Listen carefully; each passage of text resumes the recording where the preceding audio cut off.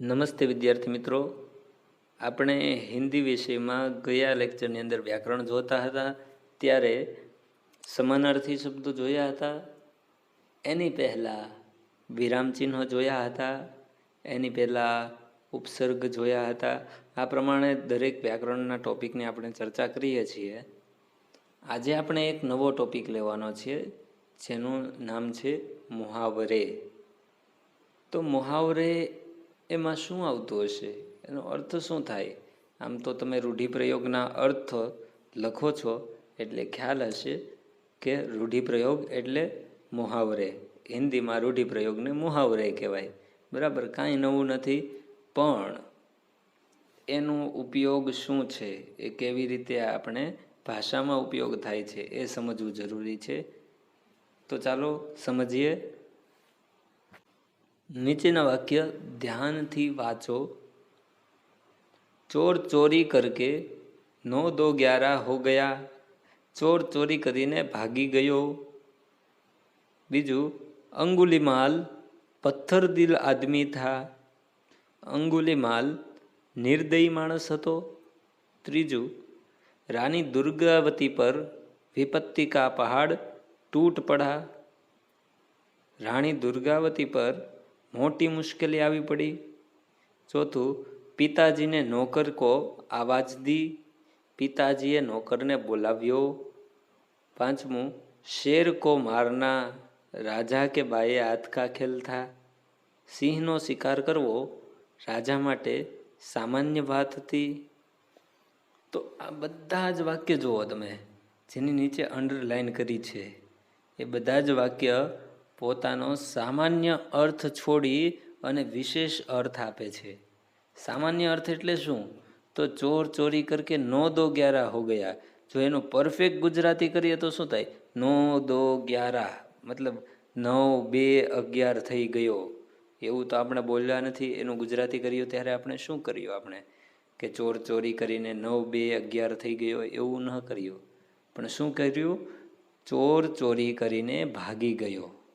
એવી જ રીતે વિપત્તિ કા પહાડ તૂટ પડા. જો ત્રીજા વાક્યમાં રાની દુર્ગાવતી પર વિપત્તિ કા પહાડ તૂટ પડા. તો કોઈ પહાડ તૂટ્યો નથી, પર્વત તૂટ્યો નથી, પણ શબ્દમાં રચનામાં આ શબ્દ આવ્યો. એનો અર્થ કે આપણને સમજાવવા માટે અમુક પ્રકારના મહાવરા છે જેનાથી આપણને ભાષા એકદમ સરળતાથી સમજાઈ જાય. બરાબર, તો આવા વિશેષ અર્થ દર્શાવતા જે શબ્દ હોય, પદ હોય, એને મુહાવરા કહેવાય. તો હિન્દીમાં એની વ્યાખ્યા આપેલી છે, जिन वाक्यांशों से उनका सामान्य अर्थ नहीं बल्कि कोई विशेष अर्थ प्रकट होता है उन्हें मुहावरा कहते हैं. સામાન્ય અર્થ છોડી અને વિશેષ અર્થ થાય એને મુહાવરા કહેવાય. આટલું સામાન્ય યાદ રાખો એટલે તમને એ સમજાઈ જાય. હવે અહીં તમને તમારી પાઠ્યપુસ્તકના અગત્યના જે મુહાવરા છે એ 14 જેટલા મુહાવરા, તેના અર્થ અને વાક્ય પ્રયોગ આપેલા છે. તો એ તમામ જોઈ અને યાદ રાખવાના, સમજવાના, અને વાક્યમાં પ્રયોગ કેવી રીતે થાય એ પણ સમજવાનું. તો પહેલો મુહાવરો છે आँखों का तारा. आँखों का तारा का मतलब होता है बहुत प्यारा. वाक्य क्या बनता है इसका? मैं सैनिक बनकर सबकी आँखों का तारा बनूंगा.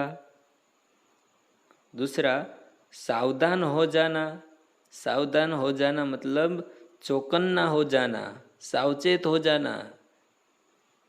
तो उसका वाक्य शेर देखते ही शिकारी सावधान हो गया. तीसरा प्रश्न, उत्तेजित होना. उत्तेजित मतलब गुस्सा, गुस्सा होना. वाक्य प्रयोग करिए. भरत और लोगों को आते देखकर लक्ष्मण उत्तेजित हो गए. तो लक्ष्मण गुस्से થઈ ગયા એવી વાત છે. ચોથું, गले लगाना. गले लगाना मतलब प्यार से मिलना. वाक्य, परदेश से आए हुए पुत्र को माँ ने गले लगा लिया. पांचवं, गदगद होना. गदगद होना मतलब पुलकित होना या आनंदित होना। इसका वाक्य है, भरत का प्रेम देखकर राम, सीता और लक्ष्मण गदगद हो गए। छठा प्रश्न, कान फूकना। प्रश्न तो नहीं है, मुहावरा है। छठा मुहावरा, कान फूकना, उसका अर्थ है कान भरना या किसी के विरुद्ध कोई बात मन में बैठा देना, उसको क्या बोलते हैं, कान फूकना। तो उसका वाक्य है, पड़ोसन ने बहू के कान फूक कर घर में झगड़ा करवाया। नेक रास्ते पर चलना यानी सही रास्ते पर चलना। वाक्य प्रयोग, नेक रास्ते पर चलोगे तो सुखी रहोगे, એટલે સારા રસ્તા ઉપર ચાલશું તો સુખી રહીશું। आठवां मुहावरा, शीश झुकाना। शीश झुकाना मतलब विनम्र होना। हमें बड़ों के सामने शीश झुकाना चाहिए। नौवा, ऊंचे चढ़ना। ऊंचे चढ़ना मतलब उन्नति करना या जीवन में आगे बढ़ना। धुआं हमें ऊंचे चढ़ने की सीख देता है। धुआं એટલે ધુમાડો। ધુમાડો આપણને ઉપર ને ઉપર પ્રગતિ કરવાની શીખ આપે છે, કારણ કે ધુમાડો ઉપર ને ઉપર જાય છે। 10મું, हमला बोल देना। हमला बोल देना मतलब आक्रमण करना।